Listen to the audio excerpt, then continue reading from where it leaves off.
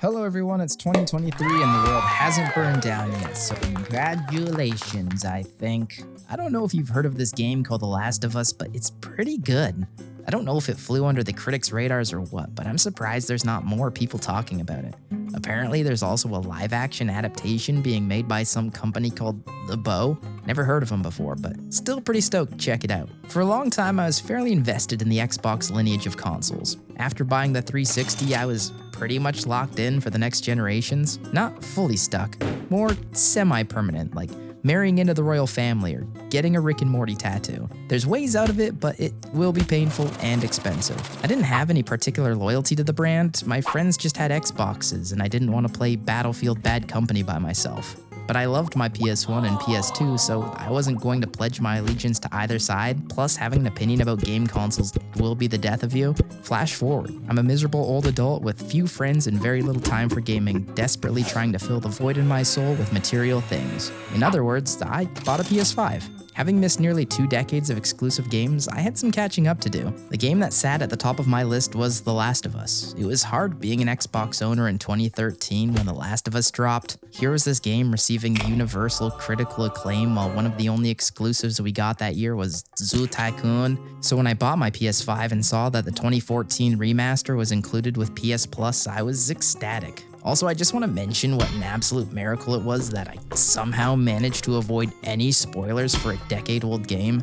I couldn't even avoid spoilers for Game of Thrones within like 17 minutes of an episode airing, so I'm pretty amazed I was able to come into this with almost zero context. I downloaded The Last of Us immediately, played it for an hour and a half, and then jumped into God of War. It's not that I didn't enjoy it, maybe it was just bad timing, but I wasn't immediately hooked. I kept thinking about going back to it, but I always ended up jumping into a different game instead. And that was almost the end of the story, doomed to sit as a ghost in the backlog of games I look at and say, I'll definitely play that someday. And then came the announcement of The Last of Us Part 1 remake. I took one look and was like, yeah, I'm gonna buy that. Why would I go back to the remaster I could play for free when I could spend $90 and experience the most immersive giraffe petting experience ever put in a video game? So I bought it, I beat it, and I loved it. Finally, past me in 2013 could rest easy.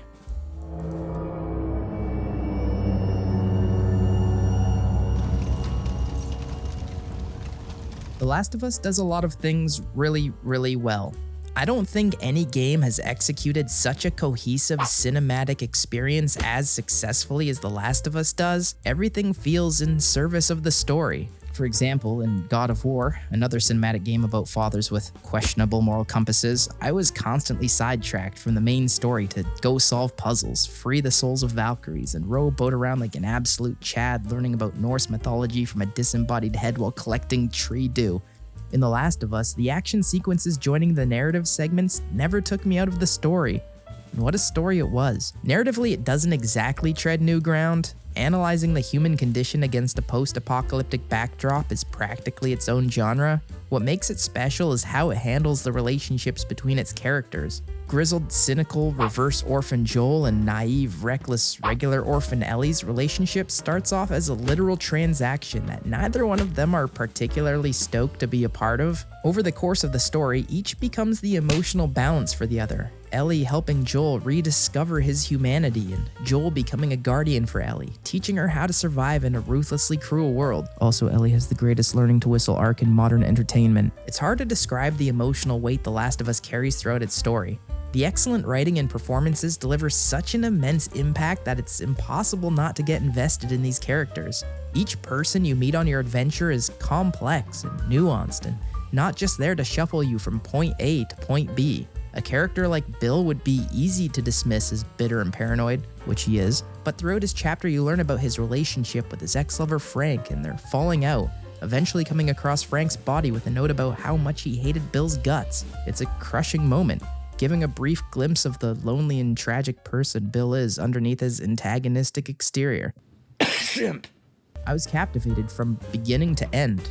It's an overwhelming game, pushing you into a world of selfishness and brutality, but it's also a story about finding hope and redemption. The beauty of nature rising from the ashes of humanity is on full display across all 4 seasons: spring, summer, second spring, reverse summer, and boy did this game have a glow up. The next-gen makeover suited it well as it's one of the best-looking games I've played. Even little things like feeling the rain through haptic feedback on the controller to the feeling of tension pulling back the drawstring of the bow are just these intricate little touches that add to the already incredible experience. If you were too busy playing Zoo Tycoon in 2013 and missed out on The Last of Us, the remake is probably the best way to experience this incredible story. Or maybe the upcoming HBO show will magically break the curse of terrible video game adaptations, and you can watch as two Game of Thrones alum have a very terrible time on their road trip across the US. Thanks for watching the video. I hope you enjoyed it.